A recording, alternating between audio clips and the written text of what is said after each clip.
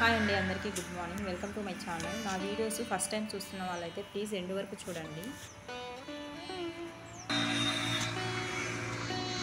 Steel silver సామాను చిన్నవి తీసుకున్నప్పుడు చాలా కష్టం అయిపోతుంది ఎలా రిమూవ్ చేయాలనేది.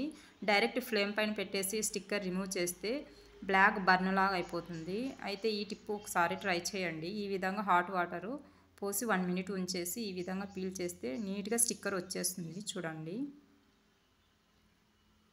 నీట్గా వచ్చేస్తుంది. చూడండి, చాలా నీట్గా వచ్చేస్తుంది. ఏమాత్రం గమ్ లేకుండా రిమూవ్ అయిపోతుంది. అలాగే సెకండ్ టిప్, ఈ స్క్రబ్బర్స్ చాలా వరకు నేను యూజ్ చేసిన 1 వీక్కే ఓపెన్ అయిపోతుంది ఇక్కడ అంతా. అందుకని చెప్పేసి నేను మిషన్ లేనప్పుడు చేత్తోనే స్టిచ్ చేసుకునేదాన్ని. ఇప్పుడు మిషన్ ఉంది కదా, ఈ విధంగా స్టిచ్ చేసుకోవాలి.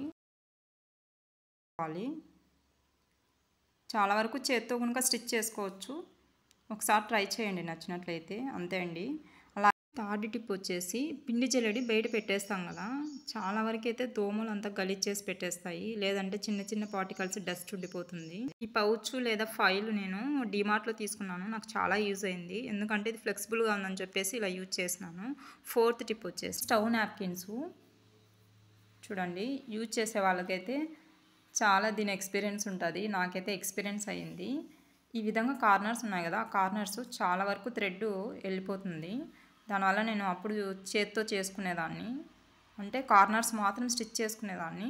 ఇప్పుడు మిషన్తో స్టిచ్ చేసుకుంటున్నాను. ఈ విధంగా డబల్ స్టిచ్ చేసుకుంటాను, కార్నర్స్లో రఫ్ చేసుకుంటాను. ఈ విధంగా మిషన్ ఉన్న వాళ్ళు మిషన్తో వేసుకోండి, లేకపోతే చేత్తోనే స్టిచ్ చేసుకోవచ్చు.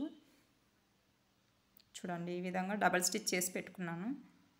చాలా వరకు అందరికీ యూజ్ఫుల్ అయిన టిప్ అండి. చూడండి, వరకు ఎలక్ట్రిక్ టెస్టర్ ఉంటుంది కదా, దాంతో ట్రై చేయండి. నేనైతే దీంతో ట్రై చేస్తున్నాను. నాకు మిషన్కి రిపేర్కి ఇచ్చినారు ఇది, దాంతోనే ట్రై చేస్తున్నాను నేను. ఈ టిప్ చాలామందికి యూజ్ అవుతుంది. మెయిన్గా స్టవ్ బటన్స్ దగ్గర ఈ విధంగా జిడ్డు అంతా పేరుకుపోయి ఉంటుంది కదా, ఇది క్లీన్ చేయాలంటే పెద్ద టాస్కే నాకు తెలిసి. నేను చాలా ఎక్స్పీరియన్స్ చేస్తున్నాను. ఈ టిప్ ఎంతమందికి నచ్చిందో కామెంట్ చేయండి. అలాగే ఒకసారి ట్రై చేయండి. పాలు ఒక్కొక్కసారి గడ్డగట్టినప్పుడు ఈ విధంగా నార్మల్ వాటర్లో పోసి 5 మినిట్స్ ఉంచి యూజ్ చేయండి. అప్పుడు పాలు ఫ్రెష్గానే ఉంటాయి. ఇక్కడ కనిపిస్తున్న కంటైనరు దోశ బ్యాటరు. చలికాలంలో దోశ బ్యాటరు ఫర్మెంటెడ్ అవ్వాలంటే చాలా కష్టం అయిపోతుంది. నేను లాస్ట్ టైం మార్నింగ్ పెట్టి మర్చిపోయినాను, జస్ట్ అట్లా కొంచెం పులవాలని చెప్పేసి ఆ విధంగా అయిపోయింది. మామూలుగా అయితే నేను ఈ విధంగా బేసిక్ ప్లేట్ పెట్టేసి ఈ విధంగా పెట్టుకుంటానండి. చాలా వరకు ఫర్మెంటెడ్ అవుతుంది. చలికాలంలో చాలా కష్టం కదా ఫర్మెంటెడ్ అవ్వాలంటే. ట్రై చేయండి. ఫ్రిడ్జ్ టాప్ కౌంటర్ దగ్గర చాలా హాట్గా ఉంటుంది, దానివల్ల వేడికి ఇది ఫర్మెంటెడ్ అయిపోతుందండి. ఇంట్రెస్ట్ ఉన్న వాళ్ళు ట్రై చేయండి. ఈ వీడియో కంప్లీట్గా చూసిన వాళ్ళకి థ్యాంక్ యూ సో మచ్ అండి. అలాగే నా వీడియోస్ నచ్చినట్లయితే ప్లీజ్ సబ్స్క్రైబ్ చేసుకోండి. ప్లీజ్ లైక్ చేయండి, షేర్ చేయండి, కామెంట్ చేయండి. మరిన్ని వీడియోస్ కోసం ప్లీజ్ మర్చిపోకుండా సబ్స్క్రైబ్ చేసుకోండి. నేను చేసే యూస్ఫుల్ వీడియోస్ మీకు నోటిఫికేషన్ వస్తుంది.